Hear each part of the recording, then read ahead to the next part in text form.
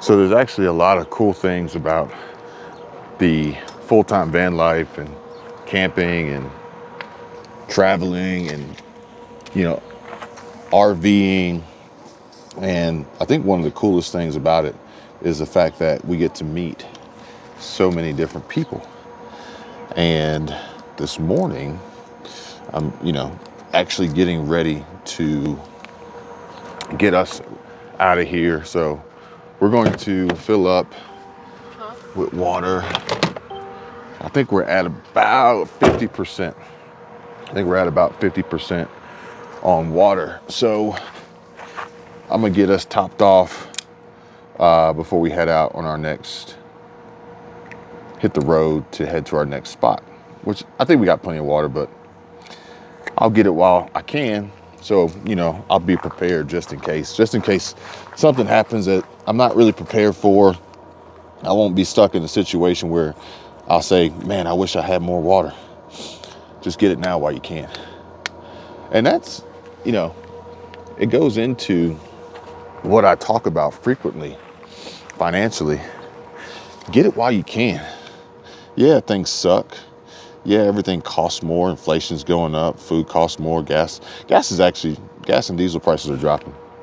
But the thing is, and like for us to have the ability to do what we do now, this trip that we're on for like 4 weeks so far, is because we got it while we could.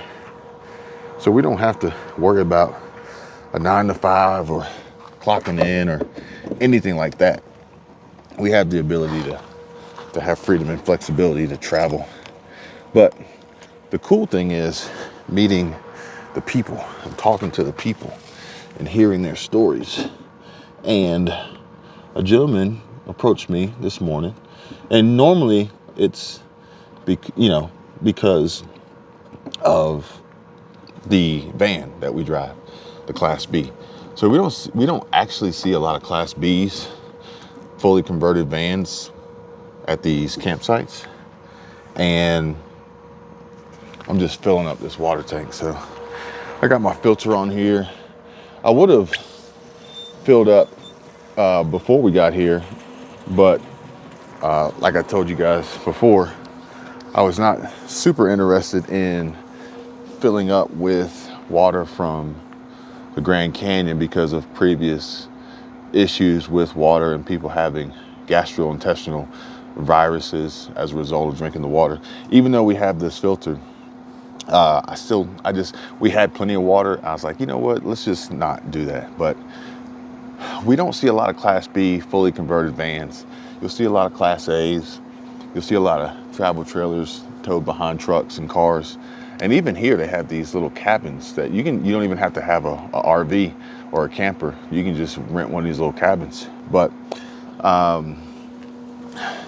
we normally get approached because of the van, and people are always curious about the van and they want to know more about the van and see inside the van. So that's normally how the conversations start. And this is actually a really cool system here. Everything's self-contained, very simple, very easy. There's actually a little shower nozzle here if you wanted to take an outdoor shower.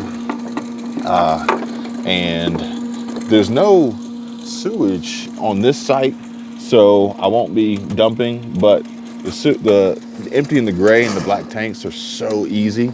You just take this out, you open up the valve, you turn on the waste pump, and then you open up each tank. And then when you're done, you retract the reel with a push of a button.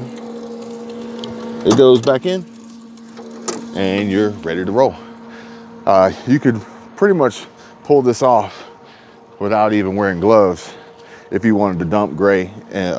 Gray water, I wouldn't really care about the gloves, but the black water, I would wear the gloves. But you could really get away with it without gloves. This is how simple and easy it is.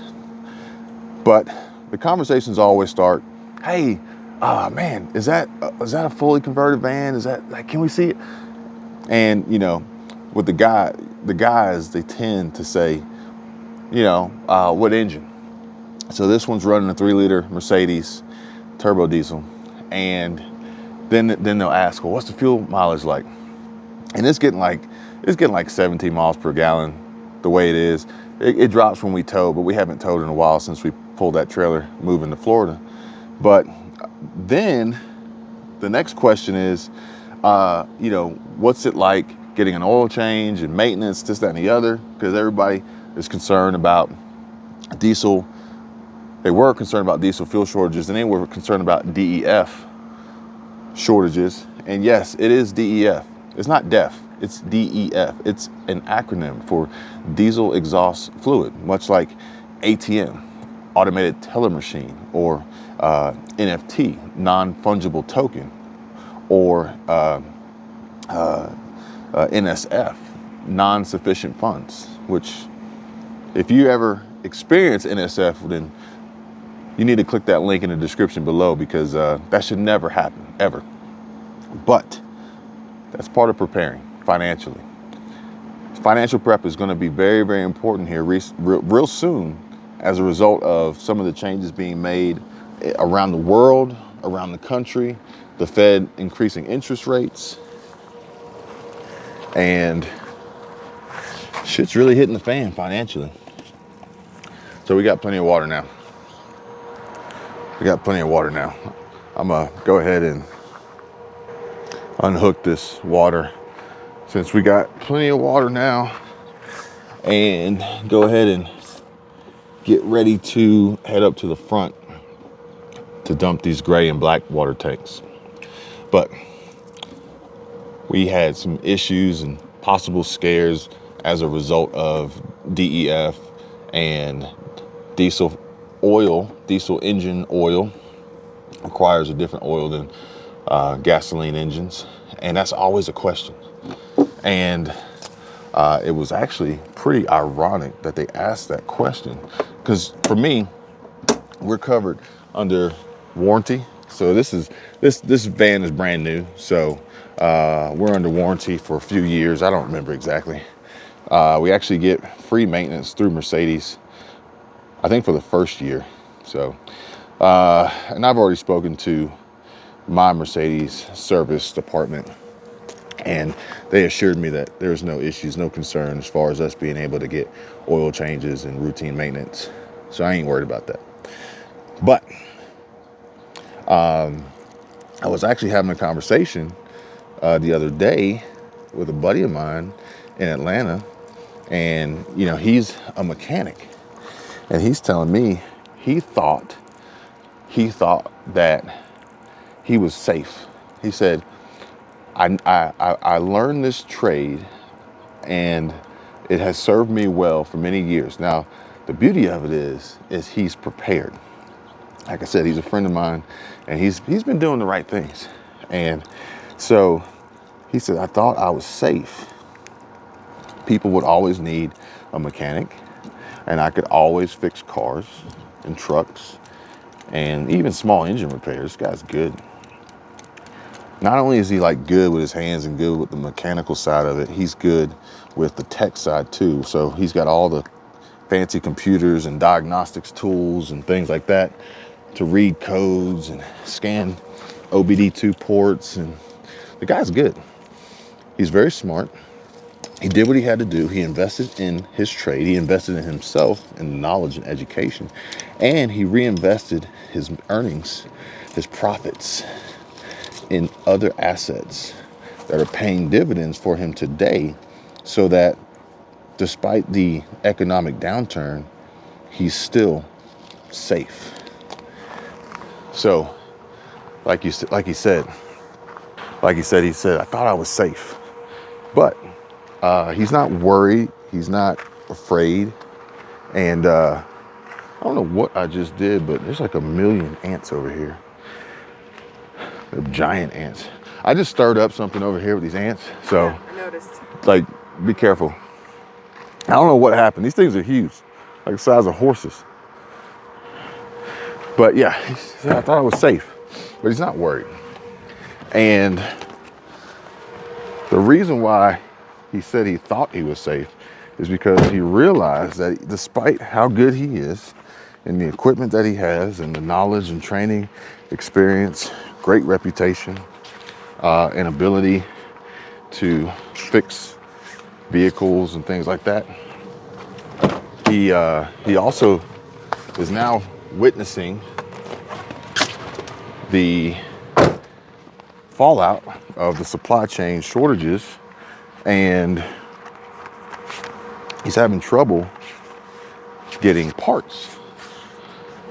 So no matter how good he is, no matter how great his reputation is, no matter how much repeat business he can get, if he can't get the parts, he can't finish the jobs.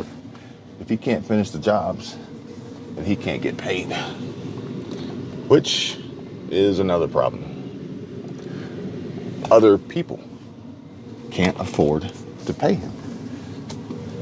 So again, all these things that he thought that he was doing right to prepare himself to be safe and have a safe business and future, there's some components that are far outside of his control that prevent him from having success right now.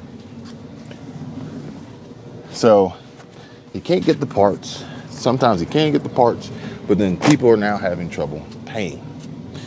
So it's just like compounding problem after problem after problem. And he's going to have to make some changes to his business, and he's okay with that. He's prepared for that. But like I said, he prepared early on, and he has plenty of money. He's got he actually is kind of looking forward to it, just to have the ability to take a vacation, because he's like halfway between self-employed and business owner on the cash flow quadrant, mainly because he just really enjoyed what he did. But now he's moving away from the self-employed component.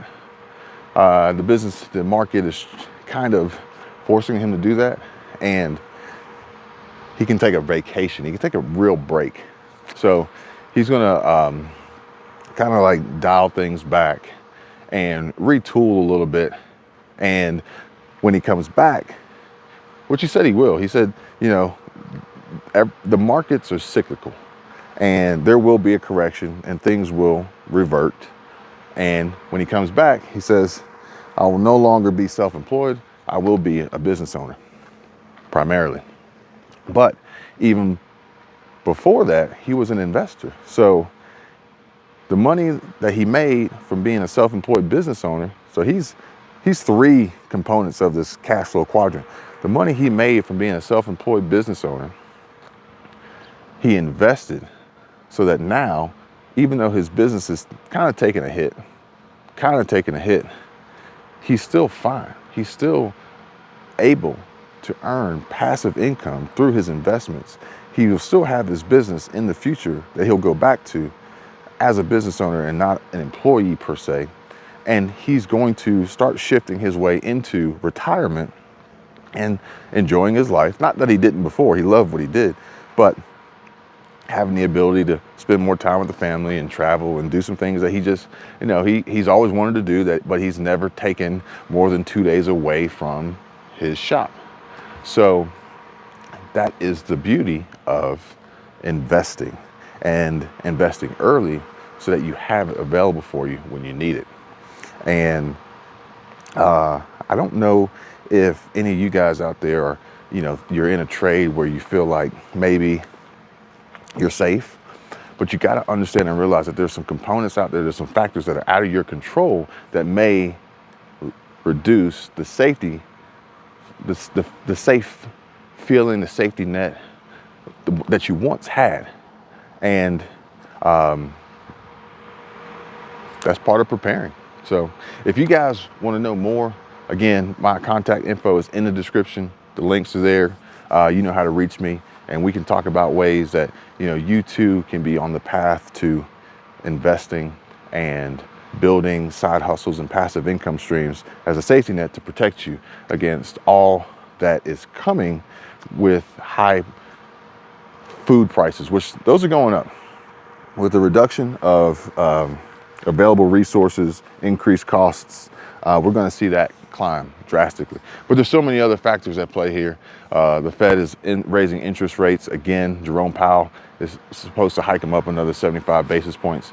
So these are things that we need to be mindful of and conscious of and preparing for now, so that you can be like my buddy, so that when your industry takes a dive, that's only one part of your income, and you have so many other streams and fallbacks that it doesn't really matter. But anyway, I wanted to share that with you guys today. I'm gonna go take this up front and dump the black and gray water tanks and get back on the road, and I'll see you guys soon. Take care. Bye.